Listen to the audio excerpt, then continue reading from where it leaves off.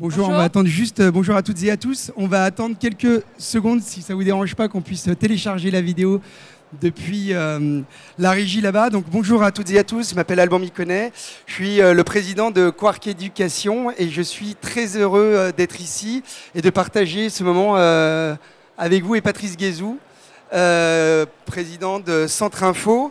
Donc, juste avant d'envoyer la vidéo, expliquer un petit peu ce qui nous lie dans ce partenariat et qui va être donc directement au cœur du sujet, à savoir mythe ou réalité pour l'apprenant au cœur de son apprentissage.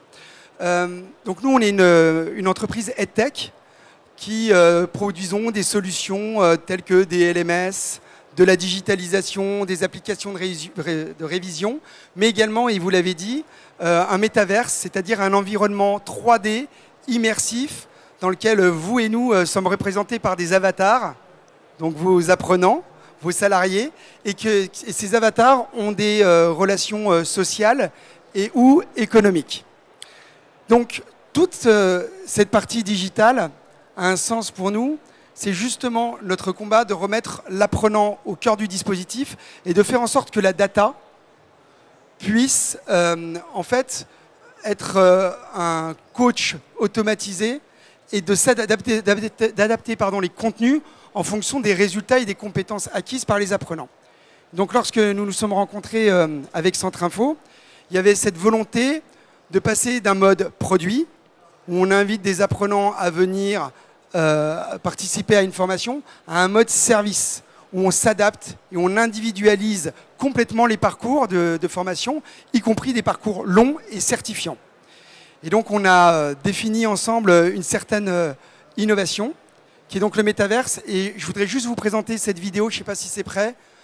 C'est bon, qui dure 3 minutes. Vous allez voir, c'est un petit moment de poésie dans tout ce brouhaha, qui est en fait un environnement 3D immersif, qui est le campus qu'on va utiliser avec Centre Info pour aller au plus proche des acteurs de la compétence, pour aller au plus proche des apprenants et de vos salariés. Je vous laisse découvrir.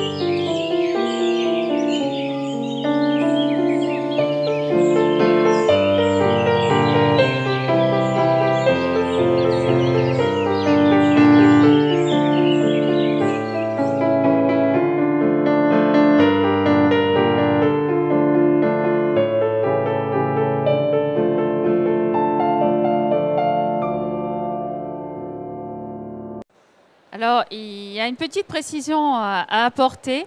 Tout l'environnement que vous venez de voir, en fait, a été créé par un vrai architecte qui s'appelle Manar Rajdi, qui a créé des immeubles, beaucoup d'environnements dans la réalité. Et donc, ils ont noué un partenariat avec Quark Education pour recréer des environnements virtuels. Et donc, c'est des passerelles entre la réalité et le monde virtuel vers des mondes de plus en plus digitaux.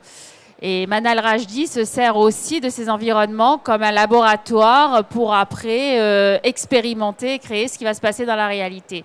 Donc c'est un environnement, là vous avez pas bien vu, mais il y a des amphithéâtres, il y a des salles de cours. En fait, on recrée des environnements où les avatars se promènent dans des endroits qui sont confortables, qui sont beaux, qui sont esthétiques. Et on donne à l'apprenant toute une autre dimension, en fait. Voilà, c'était une précision pour mieux comprendre un petit peu l'approche de cet environnement digital. Merci. Donc, vu qu'on est là pour répondre à une question mythe ou réalité, on peut déjà dire que l'apprenant au cœur d'un bel environnement d'apprentissage, c'est déjà une réalité. Je laisse pour le reste, Patrice, vous répondre aux autres questions. Patrice. Merci Alban. Bon, bonjour à toutes et à tous, ravi d'être avec vous. Un peu difficile pour tout vous dire de s'exprimer dans ce brouhaha, c'est un peu particulier, c'est-à-dire que j'ai l'impression, on va dire que peut-être je me parle, mais je ne suis pas sûr de vous parler, pour être très honnête, mais je vais quand même faire l'effort d'exprimer et d'essayer de partager avec vous les idées qu'il me semblait nécessaire de défendre. Je voulais en fait vous indiquer que j'avais plutôt pris le sujet un peu à la manière de ce qui va se produire prochainement pour les jeunes étudiants en terminale, c'est-à-dire plutôt à la manière d'un sujet de philosophie, en se disant mais finalement s'il fallait que je prenne le sujet vraiment au sérieux, de quelle façon je chercherais à répondre à cette question. Et je considère qu'il y a dans la question elle-même 3 provocations qui a priori pourraient déjà vous conduire à vouloir quitter cette salle. La première, on va dire, je dirais, provocation ou premier paradoxe, c'est on dit l'apprenant est-il au cœur des dispositifs? Or, tous ceux qui, dans la salle, travaillent sur les sujets de formation, savent que si on avait dit le formé, le participant, le stagiaire, l'étudiant, l'élève, est-il au cœur des dispositifs, on aurait pu considérer d'emblée qu'effectivement, il y avait on va dire un gap et donc des marges de progrès indéniables. Là, ici, on dit l'apprenant est-il au cœur des dispositifs, ça veut donc dire qu'on a intégré tout ce qui relève de la façon dont on pense aujourd'hui l'intégration, la motivation de l'individu dans des processus de formation. Donc la question c'est, mais alors on ne comprend pas pourquoi il se pose la question, puisqu'à priori, s'il utilise le terme apprenant, normalement on a réglé la question. Le deuxième sujet, le deuxième, on va dire, paradoxe, la deuxième provocation d'une certaine façon, c'est le fait que, j'ai oublié l'idée, je vais vous la retrouver tout de suite, c'est est-ce qu'on a vraiment légitimement le droit de se poser cette question ici, au Learning Tech, au regard, on va dire, de la continuité pédagogique qui a été assumée et assurée par l'ensemble des professionnels pendant, on va dire, les 2 années qui viennent de s'écouler. Donc, en gros, vous pourriez, pour celles et ceux qui ici participent à la question on va dire de l'engagement en formation professionnelle, de la continuité des actions et que ce soit du côté éducatif ou formatif, on va dire plutôt environnement, formation initiale ou formation professionnelle, me dire, écoutez, monsieur, c'est pas à nous qu'il faut poser la question, circuler, il n'y a rien à voir, nous, on a fait le job. Et puis la troisième provocation, je dirais, le troisième paradoxe, c'est, mais en fait, finalement, vous êtes dans une situation d'injonction paradoxale à la manière de soyez autonome, puisque vous nous dites faut tenir compte de l'apprenant, il faut tenir compte en gros de la personne qui est en situation d'écoute, et en même temps, vous démarrez un speech, vous n'avez aucune idée de qui nous sommes, vous n'avez aucune idée de ce que nous pensons, vous n'avez aucune idée de nos trajets, nous n'avons aucune idée de nos parcours, donc en regard de quoi, franchement, votre modèle, c'est-à-dire le modèle de communication dans lequel nous nous insérons aujourd'hui est complètement inadapté et on va dire, on quitte et on filme manger, on va dire, un petit bout chez Paul à côté. Donc 3 provocations qui, a priori, auraient dû tous vous faire quitter cette salle et ça n'arrive pas. Donc la question, c'est de se dire, donc ça répond peut-être quand même à des enjeux qui sont des enjeux sur lesquels, je pense, en professionnels de la formation que nous sommes, on va dire, questionnés ou en tout cas avec lesquels nous avons affaire. les 3 enjeux, je dirais les 3 défis finalement auxquels nous sommes confrontés. Et pour le coup, je dirais ça reprend le triptyque que je viens d'évoquer. C'est l'ingénierie de professionnalisation, l'ingénierie de formation, l'ingénierie pédagogique. Alors je ne vais pas révolutionner, on va dire, la planète en disant cela, mais simplement, de fait, on est questionné au travers de cette question de l'apprenant au cœur des dispositifs, tout simplement sur le fait de savoir si, dans les configurations pédagogiques, dans les dispositifs de formation, quels qu'ils soient, et aussi, on va dire, waouh soit-il, est-ce qu'on s'est préoccupé de savoir finalement l'impact que l'on entendait générer? Est-ce qu'on s'est préoccupé de savoir la cohérence et le caractère ensemblier, on va dire, des dispositifs et des modalités que l'on met en place, y compris des environnements capacitants qu'on peut mettre à disposition des apprenants? Et enfin, est-ce qu'on s'est préoccupé de savoir si on avait, on va dire, véritablement saisi toutes les opportunités pédagogiques qui étaient, on va dire, à notre disposition pour générer l'intérêt, l'attention, l'envie de poursuivre un parcours de formation, de poursuivre un cursus, quelle qu'en soit la nature, et j'ai envie de dire, quel que soit le dispositif pédagogique dans lequel on est intégré. Et quand je dis cela, eh bien, pour celles et ceux qui voudraient, on va dire, avoir la réponse à la question avant même qu'on ait finalement posé le débat, ben, je vais vous dire tout de suite, évidemment, je ne répondrai ni mythe ni réalité. Je dirais que pour nous, professionnels de la formation, et je nous associe tous ici dans cette salle, je considère que c'est forcément se poser cette question ainsi, c'est se poser on va dire des guidelines, c'est se proposer un horizon, c'est se proposer un projet, c'est se proposer en fait finalement une ambition qui est celle de se dire on n'en a jamais terminé. Donc on pourrait, pour paraphraser en thérapie, analyse terminée, analyse interminable, on n'en a jamais terminé avec la question de la professionnalisation, on n'en a jamais terminé avec la question de l'ingénierie de formation et on n'en a jamais terminé avec la question de l'ingénierie pédagogique. Donc, je pars de cette hypothèse que nous avons ensemble, en permanence, des questions à nous poser sur est-ce que nous avons pris notre individu, la personne avec laquelle nous cherchons on va dire, à entrer en discussion quand nous sommes dans des situations de direction de formation, en situation de formateur, en situation, on va dire, d'ingénierie de formation. Est-ce que nous avons véritablement cherché à prendre en considération le fait que cet individu est un individu situé, un individu connecté et un individu singulier?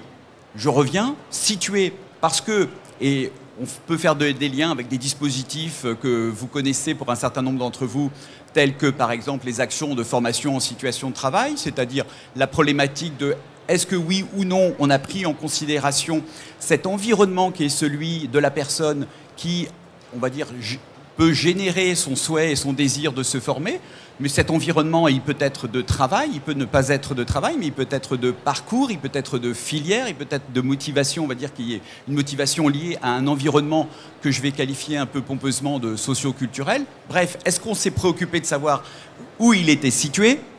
Est-ce qu'on s'est préoccupé de savoir de quelle manière il était connecté?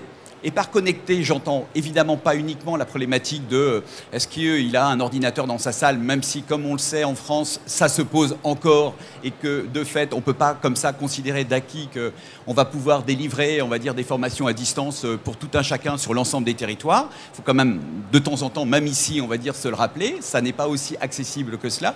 Mais connecté, c'est pas donc uniquement technique. Connecté, c'est aussi, est-ce qu'on s'est préoccupé de savoir de quelle manière ses pairs, sa hiérarchie, son organisation, ses collègues étaient susceptibles de pouvoir accompagner cette trajectoire pédagogique, cette trajectoire de formation.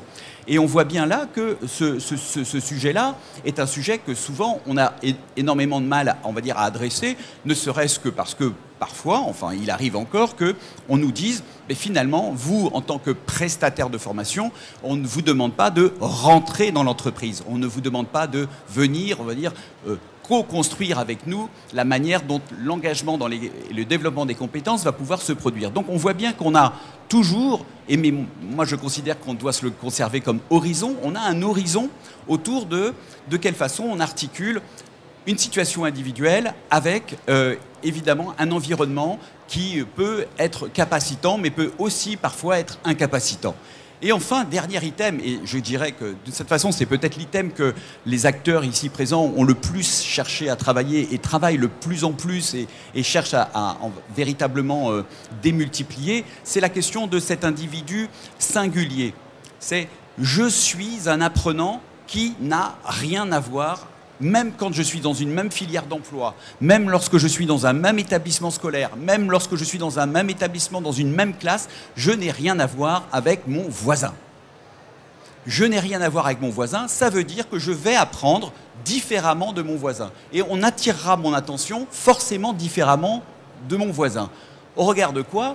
On est encore, et on demeure, mais j'ai envie de dire tant mieux, parce que ça veut dire qu'on a encore des choses à apprendre, encore des choses à délivrer, à faire, à co-construire ensemble. Je suis, et nous demeurons quand même dans des processus qui sont relativement industrialisés. C'est-à-dire, on a des projets de formation, des programmes, et une situation dans laquelle on est amené à dérouler des objectifs pédagogiques, à dérouler des contenus. En regard de quoi ? Eh bien, on n'a pas forcément toujours fait l'effort de se poser la question de savoir qui est cette personne, de quelle manière apprend-elle, comment on peut s'articuler avec le désir qui est son désir d'apprendre, son désir professionnel, avec son histoire professionnelle.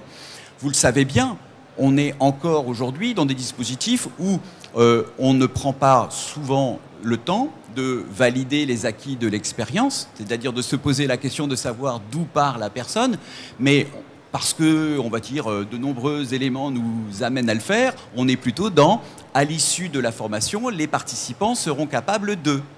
Et on formule des objectifs en se disant, sait-on jamais, peut-être qu'ils seront au rendez-vous en question. Donc, je voulais poser, on va dire, ce triptyque en me disant, pour répondre à la question mythe ou réalité, de fait, je dois me poser la question de savoir, est-ce que mon ingénierie, elle est située ? Est-ce qu'elle est connectée en relation avec les pairs et l'organisation, les salariés, etc. Et troisièmement, est-ce qu'elle est individualisée, singularisée, c'est-à-dire mise en relation avec la personne que j'ai en face de moi ? Une fois qu'on a dit ça, vous allez me dire, oh là là là là là là, c'est quand même très compliqué ce que vous nous racontez, et on ne voit plus très bien comment on va faire. J'ai envie de dire, premièrement, c'est une bonne nouvelle. C'est une bonne nouvelle parce que, eh bien, ça nous laisse du boulot pour les prochaines années. Ça veut dire qu'on a encore à progresser. Ça veut dire encore qu'on a à innover. Donc, premier élément, on va dire, je dirais que c'est plutôt pour moi un signal positif. Deuxièmement, je l'ai oublié, mon deuxième, il va revenir. Hein.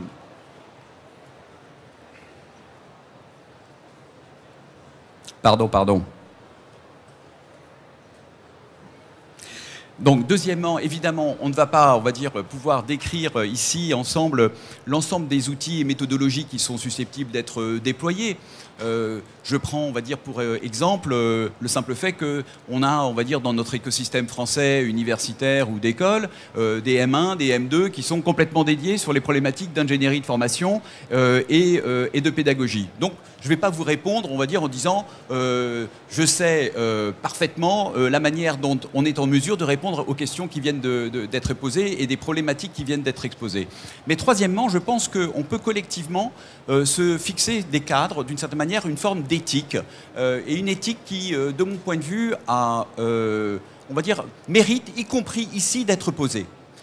Premier élément, je pense que nous avons tous intérêt à poursuivre et à ne rien lâcher, pour dire les choses de manière un peu forte et un petit peu vindicative peut-être, sur le fait que nous avons une obligation de clarification conceptuelle entre performance, compétence, capacité, connaissance. Et que même si je sais bien qu'un certain nombre d'acteurs trouvent que ces débats sont un petit peu, on va dire, soit éculés, soit pénibles, soit tellement la propriété de quelques universitaires que ça ne mérite même pas de continuer à être adressé, pour autant, lorsqu'on confond les sujets, on rate une partie de la qualité de notre ingénierie. Et donc, premier élément d'éthique, d'une certaine manière, dont je pense qu'il est nécessaire que nous nous saisissions, c'est de ne rien lâcher sur ce sujet, parce que sinon, et c'est pas loin d'arriver quand même de temps en temps, lorsque vous êtes confronté à un certain nombre de propositions, y compris des propositions qui viennent à faire appel à des fonds publics. Je ne citerai, on va dire, aucun exemple, à ce que finalement, il y ait une fausse promesse une fausse promesse faite aux participants, une fausse promesse faite aux financeurs et une fausse promesse faite aux commanditaires. Donc, je pense que nous avons un intérêt collectif, y compris lorsque nous parlons ici, dans un salon, effectivement, des EdTech, à continuer à se poser ces questions pour simplement faire en sorte d'avoir en face, on va dire, de ce que l'on promet, les pratiques qui correspondent effectivement à nos capacités opérationnelles. Premier élément. Deuxième élément, vous allez voir, c'est un élément d'éthique d'une certaine manière assez basique, mais en même temps pour moi essentiel. Il y a nécessité de continuer à se former. C'est-à-dire que nous sommes certes des professionnels de la formation, mais il n'est pas rare, et on peut encore le constater, puis on l'a vu aussi d'ailleurs dans un certain nombre de programmes dits d'investissement d'avenir, ce n'était pas forcément toujours au rendez-vous. Nous avons un sujet autour de la professionnalisation des acteurs de la formation eux-mêmes. Et il n'y a pas de raison pour que les professionnels de la formation ne puissent pas bénéficier eux aussi des moyens de formation permanente leur permettant d'accéder aux qualifications qui sont, on va dire, nécessaires et attendues.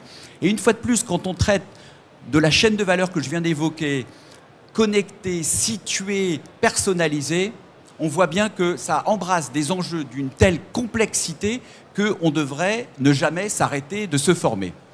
Et troisième, on va dire, volet peut-être que je voudrais mettre en avant, c'est à la fois saluer le travail qui a été accompli au cours des 2 dernières années dans le cadre notamment de la continuité pédagogique, parce que sans cette continuité pédagogique, on aurait été dans une situation bien délicate. Et donc le système éducatif, il a tenu, les systèmes des acteurs de la formation, ça a tenu. On a réussi à faire face, on va dire, à une situation qui était quand même particulièrement challengeante. Et il y a des établissements, je peux en parler avec, on va dire, assez tranquillement, qui sont partis de zéro en termes de support disponible à distance et qui aujourd'hui d'une certaine manière ont presque du mal à décrocher de, on va dire, de l'environnement à distance, et c'est pour ça qu'on veut accélérer les développements. Et donc on a un enjeu, on va dire, qui est celui de continuer à faire preuve d'inventivité pédagogique. Cette inventivité, elle a été particulièrement sollicitée, elle a démontré son efficacité dans le cadre de notre, on va dire, continuité au cours des 2 dernières années. Elle démontre, et on le voit, on va dire, au travers du succès de la manifestation et de l'ensemble des acteurs présents, que ça suscite un enthousiasme et une très belle, on va dire, émulation. Mais je le prends sur un cran encore au-dessus. J'ai vraiment la conviction que, en tant que, on va dire, acteurs de l'éducation et de la formation, nous avons un rôle à jouer au titre du commerce extérieur, de l'image de la France et du soft power de la France dans le cadre de la manière dont elle donne à voir finalement ces pépites à l'échelle mondiale. Et donc, notre inventivité, elle doit perdurer, elle doit évidemment peut-être se concentrer parfois quand c'est nécessaire, afin de pouvoir non pas simplement subir des technologies qui pourraient nous être imposées, mais les construire, les co-construire pour véritablement accompagner les entreprises, accompagner les apprenants, accompagner les établissements d'enseignement supérieur, les établissements de formation, dans on va dire, un développement de solutions qui soient le reflet des principes, des valeurs, qui sont les principes et valeurs que le système éducatif français entend défendre. Et je pense que cette troisième ligne d'horizon, cette troisième éthique, eh bien, nous permettra probablement d'être au rendez-vous, eh bien, des défis des prochaines années, aussi bien du point de vue de la promesse que nous faisons aux apprenants que du point de vue de l'image que nous souhaitons et entendons renvoyer de notre secteur d'activité. Je vous remercie. Merci. Et est-ce que la France a toujours cette image et cette posture? Est-ce qu'elle la conserve toujours? Est-ce qu'elle peut être vraiment un exemple d'innovation pédagogique? Moi, j'ai la conviction que c'est le cas, on va dire, Expertise France, qui, aux côtés de l'Agence française de développement, accompagne des nations, on va dire, qui certes peuvent être issues de la francophonie, mais aussi des nations qui identifient la singularité du dispositif français d'éducation. On est sollicité, on sait qu'on n'est pas le modèle allemand, on sait qu'on n'est pas le modèle américain, mais il y a une singularité du modèle français qui mérite d'être, on va dire, défendue, et je pense qu'ici, il y a énormément d'acteurs et de promoteurs de ce modèle français. Alban veut réagir. Merci. Juste pour conclure, effectivement, je crois qu'il y a aussi une des clés et un des enjeux, effectivement, la tech ici permet de franchir les frontières, très sincèrement. Et on n'y arrivera que si entreprises et universités, écoles, organismes de formation français, on arrive à concentrer nos efforts pour exporter ensemble. Ça veut dire aussi public-privé. Ça aussi, c'est un point important. Et là, je souhaite notamment relater un partenariat qu'on a avec la Fondation UNIT, qui représente 80 universités et écoles d'ingénieurs en France, qui font le test and learn, et en espérant ensuite, après ces efforts collectifs, pouvoir exporter. Il ne faut jamais oublier une chose, c'est que l'éducation, c'est la civilisation. Voilà. Et alors, donc, Patrice Guézou, le métaverse, quid du métaverse dans la formation, son usage? Alors, moi, je pars du principe qu'il faut partir de là où vont nos clients et on va dire les différents acteurs avec lesquels on souhaite être en relation. À partir de ce moment-là, il est évident que cet univers est un univers qui va se développer, un univers dans lequel des établissements, c'est déjà le cas en l'occurrence, Alban peut en témoigner, mais aussi les acteurs de la formation continue qui sont pour l'instant, on va dire, un peu en contrepoint. Il y a eu des initiatives prises par exemple, la Fédération des acteurs de la formation, les fédérations des acteurs de la compétence, ex-fédération pour la formation professionnelle, pour commencer à identifier la façon dont on pouvait embarquer des établissements on va dire plutôt orientés vers l'adulte ou orientés vers les actifs. Il y a des initiatives qui sont prises. Ce sont des environnements dans lesquels des entreprises vont, c'est des environnements dans lesquels les étudiants manifestent un désir et un intérêt d'aller. Et on va dire, et on en fait presque tous l'expérience aujourd'hui, on a modifié assez substantiellement et assez considérablement nos manières de travailler ensemble, nos manières d'apprendre ensemble, au seul motif qu'on a fait l'expérience, parfois contrainte et parfois un peu insupportable, pour dire les choses clairement, du télétravail, du travail à distance, de ces formes, on va dire, de relations toujours, on va dire, médiatisées. Mais pour autant, on sait qu'on ne peut pas jeter le bébé avec l'eau du bain. C'est-à-dire que ce n'est pas parce que, on va dire, ça nous a été imposé pendant un temps que pour autant, il ne faut pas analyser les actifs, le positif des situations que nous avons vécues et rebondir. Et moi, c'est vraiment dans ce cadre-là que je souhaite ce partenariat avec Quartz Éducation.